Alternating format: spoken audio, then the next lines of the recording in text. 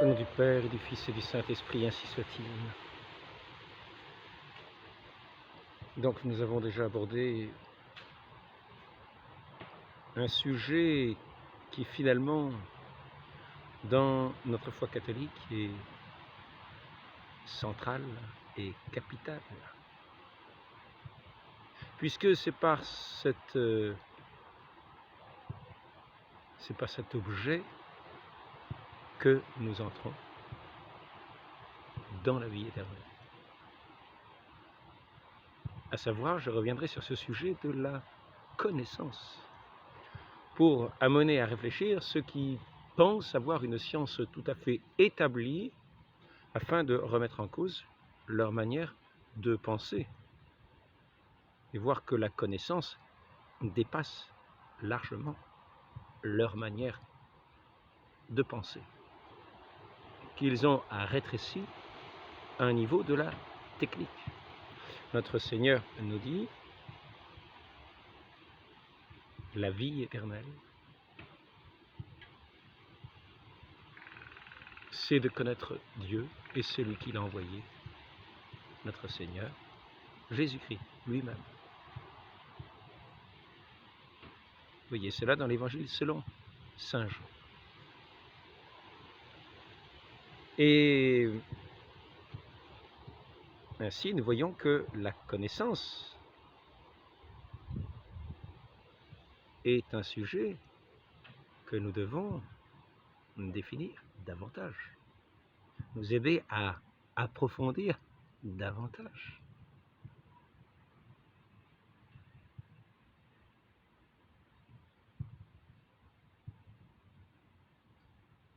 Je voudrais commencer par dire que cette connaissance a un certain rapport avec ce qu'on appelle communément science, et qui a lui-même un rapport avec ce mot de savoir.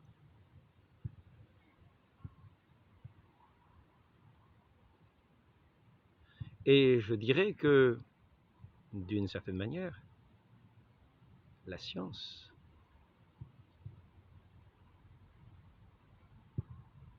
est la conscience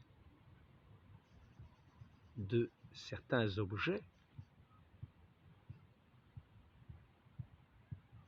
qui apparaissent à notre connaissance.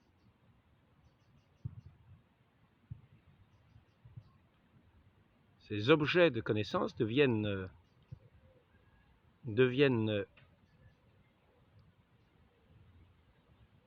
connaissance, entrent dans notre domaine de la science par la conscience que nous en avons.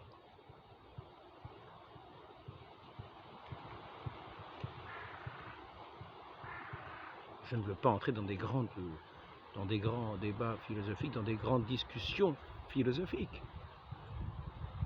Simplement, je voudrais, par exemple, commencer par considérer ce que communément il est établi comme un objet de savoir.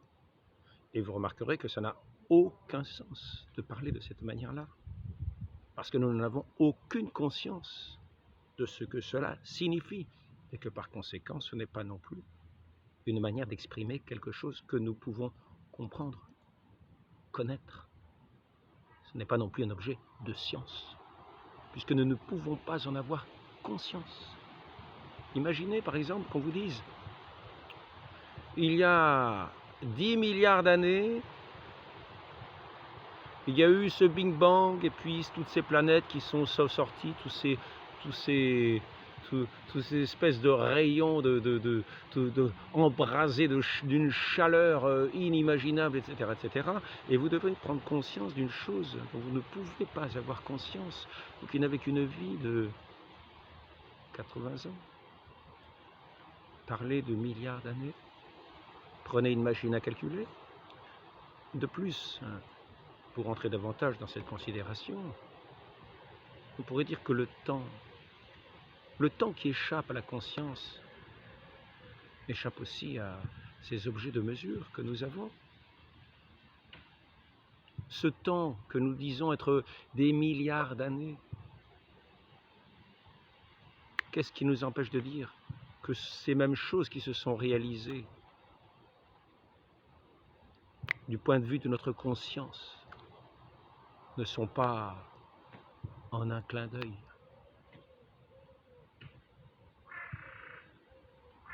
Toutes ces choses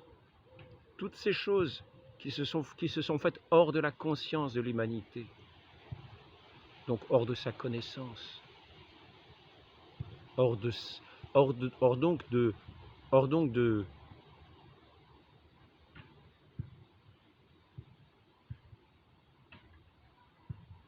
de son savoir, ne sont pas par conséquent des objets de science. Et cette inconscience de tous ces événements qui se sont passés sans qu'on en ait eu aucune conscience, sont comme un rêve dans une nuit. Vous vous couchez le soir, vous vous réveillez le matin avec la pensée que vous avez laissée le soir. Mais tout ce temps-là dépasse la conscience que vous pouvez en avoir. Est hors de la conscience que vous pouvez en avoir. Hors de cette science que vous pouvez avoir, hors de cette connaissance que vous pouvez avoir. Et ce temps-là est bien relatif. Si vous le considérez par rapport aux étoiles, si vous le considérez par rapport au mouvement du soleil, si vous le considérez par rapport à une horloge qui tourne, si vous le considérez par rapport à Dieu, qui est l'éternité même, et devant qui l'univers n'est qu'un grain de poussière, tout cela n'est rien. Tout ce temps-là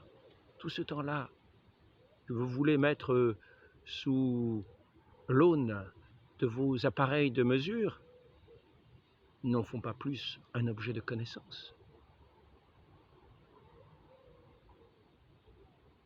Ces objets que vous dites, ces choses, ces événements qui se sont passés, prétendez-vous, il y a quelques milliards d'années, ne sont de plus pas du domaine du vérifiable, de l'expérimental.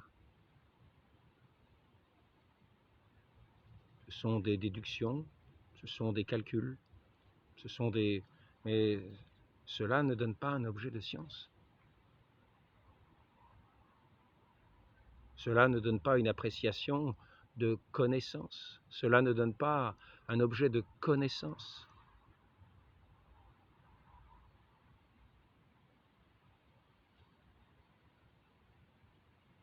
Je voudrais maintenant parler, par exemple, pour considérer comment allons-nous faire entrer dans le cadre d'objets scientifiques ce qui a rapport avec la fête d'aujourd'hui, c'est-à-dire la transfiguration de notre Seigneur Jésus-Christ sur le mont Tabor. Les disciples vont avec lui sur une montagne à l'écart pour prier. Et notre Seigneur prie, en étant retiré, prie avec intensité. Et les disciples ont tendance à s'endormir. Et soudain, voici qu'une nuée recouvre le Christ. Et les disciples voient dans cette nuée ce visage du Christ illuminé, tout le Christ tout entier, ses vêtements plus blancs que la neige, son visage rayonnant comme le soleil. Et cette voix qui descend et qui dit « Celui-ci est mon Fils bien-aimé en qui j'ai mis tout mon amour ».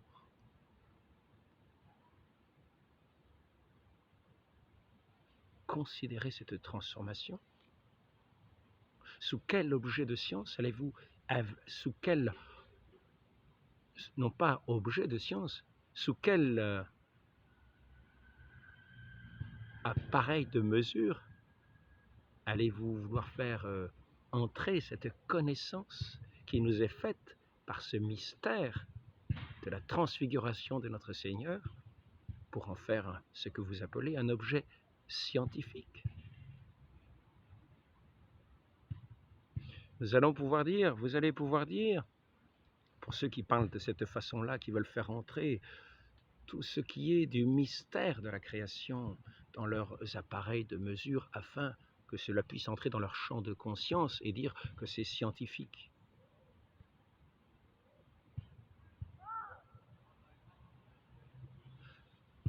vous allez pouvoir dire, les apôtres ont eu une hallucination. Voilà, nous entrons donc dans une catégorie déjà préparée, dans laquelle nous allons pouvoir faire entrer un événement dans des cases préparées et mesurées par toute une intelligentsia. Mais cet événement que nous voyons est un événement réel. Et cette réalité n'est pas une réalité maladive. C'est une réalité d'une beauté ineffable, qu'aucun appareil de mesure ne pourra jamais étalonner. Tous ces événements qui se passent dans cet événement si mystérieux de cette transfiguration de notre Seigneur Jésus-Christ, qui par ailleurs a démontré que ses disciples n'étaient pas dans l'illusion quand ils étaient dans un rapport avec lui, car quand notre Seigneur Jésus-Christ fut ressuscité d'entre les morts et qu'il a mangé effectivement devant eux des poissons bien concrets, les disciples n'étaient pas dans une hallucination. Et ainsi donc, nous entrons dans un rapport de connaissance avec la création, avec le monde, avec ce monde divin dans lequel nous baignons, qui dépasse largement tout ce qui nous sert d'étalonnage afin de pouvoir mesurer à notre mesure, à la mesure de nos esprits que nous avons voulu étriquer, rendre tout simplement matériel.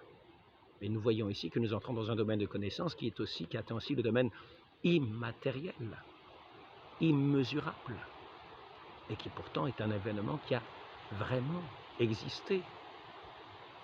Et nous voyons que cet événement qui dépasse tous les cadres de mesure dans lesquels nous voulons établir notre science, peut nous donner aussi un sens que nous n'acceptons pas, parce qu'il sort du cadre de cette connaissance qui est la seule manière dont nous voulons avoir conscience du monde, pour que ça puisse entrer dans nos objets de science.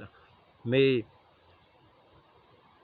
c'est justement là que nous risquons de refuser et que nous refusons en refusant cette connaissance autre que mesurable et cette science qui est une science toute spirituelle, car notre Seigneur nous donne une connaissance qui n'est pas seulement matérielle, mais qui est la connaissance spirituelle qui nous permet d'entrer dans son royaume d'amour, dans son royaume de bonté, dans son royaume de vie, dans laquelle la vie se multiplie, comme notre Seigneur a su multiplier les pains, comme à l'infini pour les foules qui étaient affamées devant lui, et que ces foules ont été nourries effectivement par ces pains.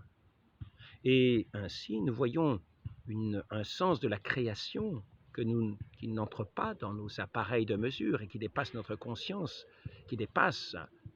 puisqu'il est un mystère, qui est dans la conscience de Dieu, lui qui embrasse tout dans son regard omniscient, et par conséquent rien ne lui échappe, depuis la création du monde, qui nous échappe, qui échappe non seulement à notre conscience, mais à notre capacité de comprendre. Nous entrons dans ce mystère que notre Dieu nous donne lorsqu'il se révèle à nous et qu'il se donne à connaître à notre conscience, pour que cette foi soit aussi un objet de science spirituelle, véritable, plus solide que le roc, puisque c'est celui qui en est l'origine, qui a fondé le roc et qui a fondé l'univers lui-même. Ainsi,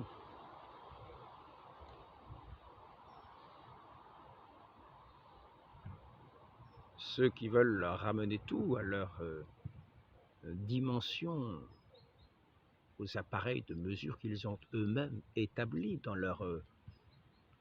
avec leur intelligence, il est vrai, avec leur capacité intellectuelle. Mais là où ils ont manqué de science, C'est en pensant que tout peut être réduit à ces appareils de mesure, sans considérer que le mystère de la vie est un mystère qui nous dépasse et qui n'est pas mesurable de cette façon. Et que notre conscience ne peut pas s'appliquer à tous les objets, qui sont des objets d'ailleurs, qui sont dans la connaissance de Dieu, mais qui nous échappent en tant que pauvres créatures humaines, et qui n'empêchent pas ces vérités de pouvoir être connues autrement que par cette rationalité purement scientifique, comme l'on dit, c'est-à-dire scientifique dans le terme qui est utilisé aujourd'hui, mais qui en fait est une sorte de grande censure de gens qui s'accaparent la science et la connaissance humaine en la réduisant aux appareils de mesure que eux seuls déterminent. Et ainsi, ils la jettent dans le coin de la censure, de l'inconscience, tout ce que ces gens-là ont déterminé ne pas pouvoir entrer dans leur catégorie propre. Et la création de l'univers,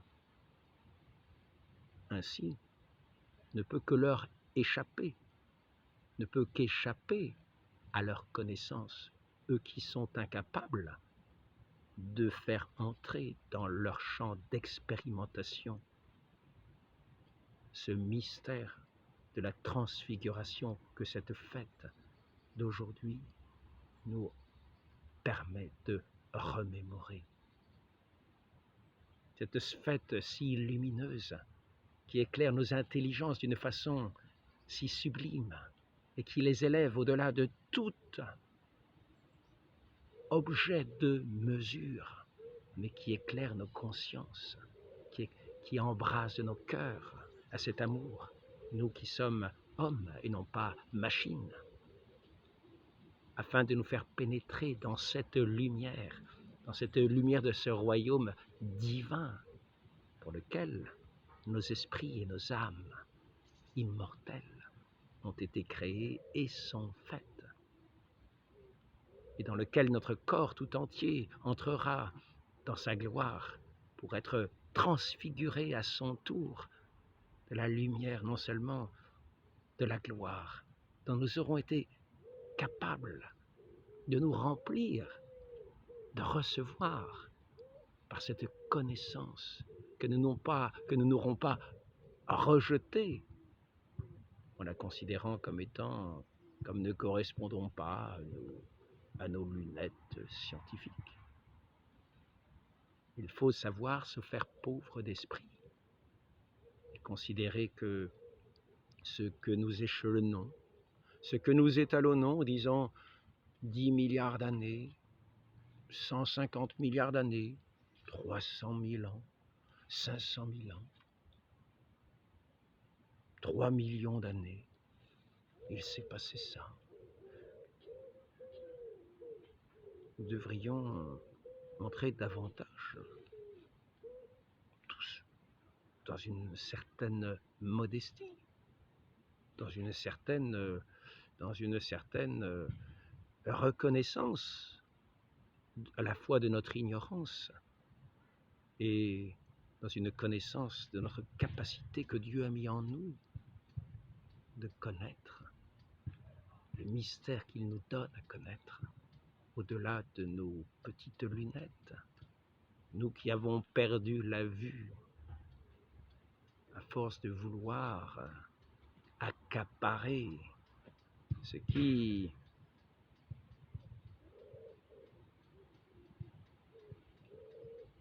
est d'un domaine qui nous dépassera toujours, puisqu'il est le domaine de celui qui est l'infini, l'éternel,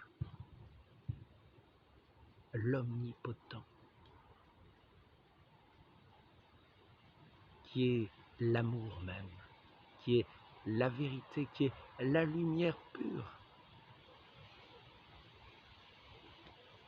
Mais je voulais juste donner simplement cette idée simple, cette idée toute simple, que cette manière de vouloir nous approprier l'univers par une connaissance que nous enfermons dans des objets de mesure qui perdent la mesure du bon sens puisqu'ils dépassent notre compréhension, notre capacité à appréhender les choses. Parler de choses, nous qui, pauvres créatures, qui ici-bas ne vivons que 10, 20, 30 ans, 40 ans, 50 ans, 60 ans, voulons considérer que des événements se passent sur des centaines de milliards d'années. Pourquoi pas? Pourquoi pas? Des centaines de milliards, je pourrais bien rajouter encore des billions de milliards d'années. Les mots n'ont plus de sens. Et je pourrais bien dire que ces événements dont je n'étais pas conscient et dont l'homme n'était pas conscient s'il n'existait pas, et dont il n'y avait aucune conscience, se sont bien passés en tout simplement 1/1000e de seconde. Ainsi, la création de notre Dieu a pu bien se faire en 1/1000e de seconde. L'Écriture nous dit qu'elle s'est faite avec ordre en 6 jours, que le 7e jour il s'est reposé.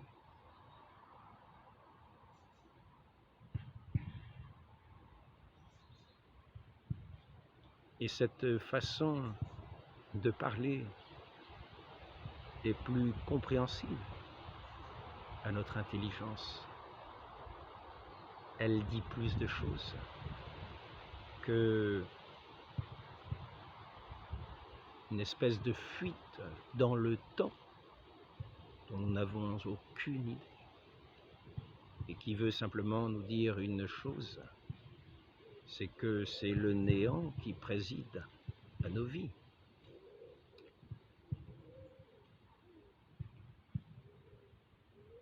La transfiguration que les apôtres ont contemplée nous dit l'inverse du néant. Il les fait entrer dans une connaissance, qui est une connaissance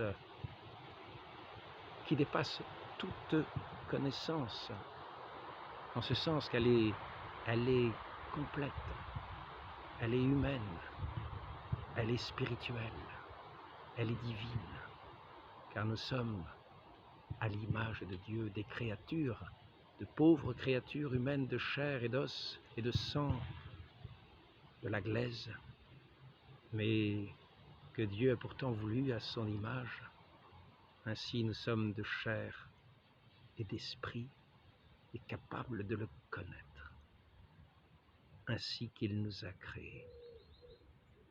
Et je voudrais dire que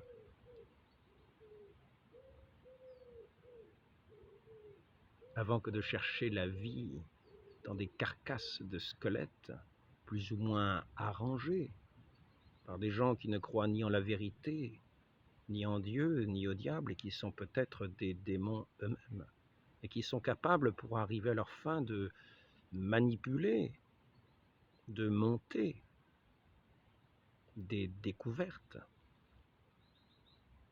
de faire en sorte que, pour correspondre à des théories scientifiques, on puisse limer quelques dents, mettre quelques crânes séparés d'un corps qui n'a rien à voir, et faire penser que nous avons là découvert un australopithèque.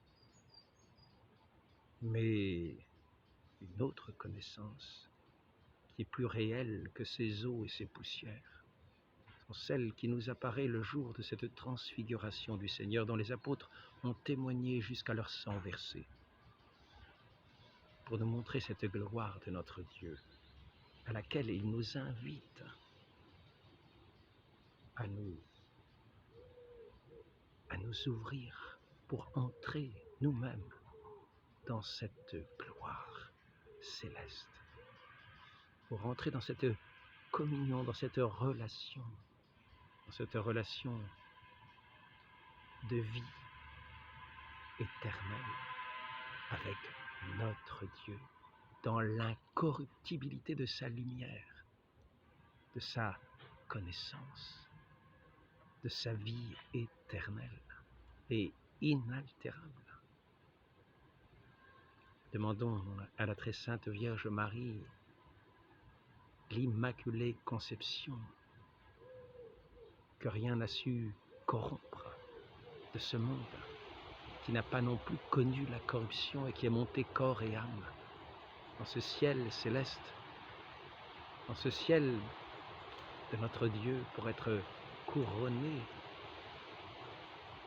pour être comme la reine de notre humanité, revêtue de tous ces attraits, de tous ces attraits si gracieux, si lumineux, de cette gloire divine, qu'elle vient répondre quand elle nous tend les mains, répandant sur nous ces rayons de grâce, pour ceux qui savent les demander humblement, pour entrer dans cette connaissance, dans cette science de Dieu, qui est pour nous la vie éternelle. Demandons cette grâce à la très sainte Vierge Marie, de demeurer, d'entrer toujours plus dans cette lumière divine pour être des enfants de lumière, des enfants de cette connaissance qui est toute lumière, tout amour, toute vie, toute paix. Loin des poussières de ces sciences si humaines qui veulent maintenir le monde dans l'esclavage et la servitude de Satan et la poussière de ce monde. Dieu nous a fait de glaise, il nous a fait hommes, est venu à notre rencontre, il s'est fait homme pour que nous entrions, pour que nous ayons par nous à sa divinité, par la connaissance et la science véritable. Ainsi soit-il. Au nom du Père et du Fils et du Saint-Esprit, ainsi soit-il.